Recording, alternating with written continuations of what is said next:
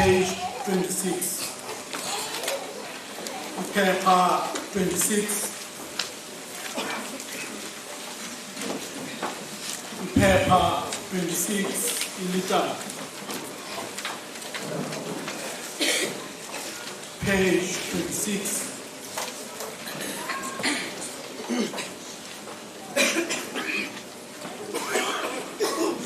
Page 26. Thixo bawo wasezulwini siphathe ngehlahu thina boni abalusizi. Thixo bawo wasezulwini siphathe ngehlahu thina boni abalusizi. Thixo nyanga mkhululi wabantu siphathe ngehlahu thina boni abalusizi. Thixo nyanga mkhululi wabantu siphathe ngehlahu thina boni abalusizi. Thixo moya oyingcwele ovela kuyise nakunyana siphathe ngehlahu thina boni abalusizi. Thixo moya oyingcwele ovela kuyise nakunyana siphathe ngehlahu thina boni abalusizi.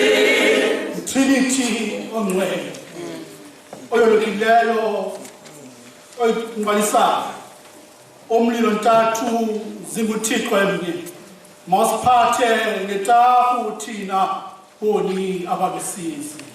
Trinity ongcwele oyolekileyo oyingcwalisa omlilo ntathu zinguThixo emnye mawusiphathe ngehlahu thina boni abalusizi. Uze Nkosi ungakhumbuli isiphoso zethu nesiphoso zobaba bethu bangaphambili. Ungasiphathi ngenqubo ngenxa yezono zethu. Sinyamezele Nkosi elungileyo. Nyamezele abantu bakho obathengileyo igazi lakho elinqabileyo. Ungahlali usiqumbele kube kunaphakade. Sinyamezele Nkosi elungileyo.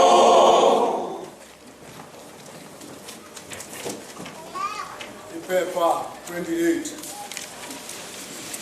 Akukhuthunjelwa kwakho okukhulu lokubila kwakho igazi, akukufa kwakho okunqabileyo nokungcwatywa kwakho, akukuvuka kwakho okusukileyo ekufeni nokunyukela kwakho ezulwini nangakukuza komoya oyingcwele. Sisindise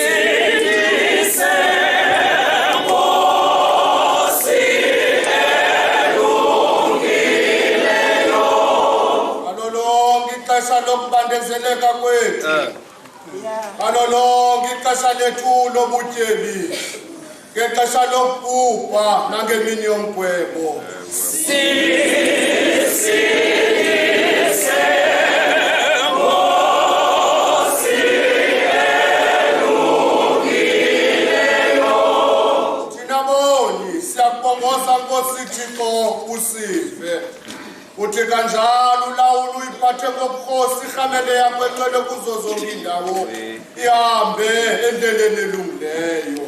Siyakubongoza ukuba usive Nkosi elungileyo. Ugcine abaphathi nabo bonke abazinkosi kweli lizwe. Ubomeleze bakukhonze ngokwenyaniso nangobulungisa nangokuhlala okungcwele. Siyakubongoza ukuba usive Nkosi elungileyo.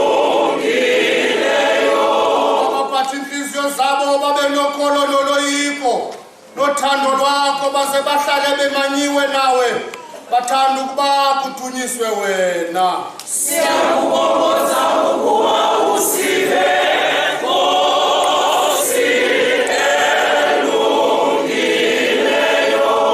Ba uze ube umlweli nomlondolozi wabo ubanike uloyiso kuzo zonke iintshaba zabo. Siyakubongoza ukuba usive Nkosi elungileyo.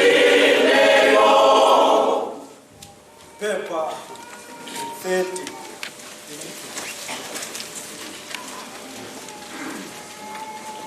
Babuyisele endleleni yenyaniso bonke abasuka bephosisile bakhohliswa. Siyakubongoza ukuba usive Nkosi elungileyo.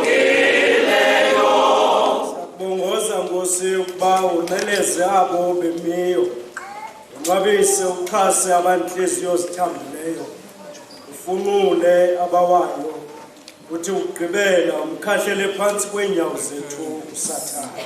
Siyakubongoza ukuba usive Nkosi elungileyo. Bongoza Nkosi ukuba ulondoloze, usize, unwabise bonke abasemngciphekweni, nasekusweleni, nasebunzimeni. Siyakubongoza ukuba usive Nkosi elungileyo. Ugcine bonke abahamba emhlabeni nasemanzini, bonke amakhosikazi evayinimba yokuzala, bonke abafayo nabantwana abancinane, uthi kanjalo ubonakalisa inceba yakho phezu kwabo bonke ababanjwa nabathinjwa. Siyakubongoza ukuba usive Nkosi elungileyo. Ulondoloze wondle intsapho ezizingedama nabahlolokazi, nabo bonke abalahliweyo nababandezelweyo. Siyakubongoza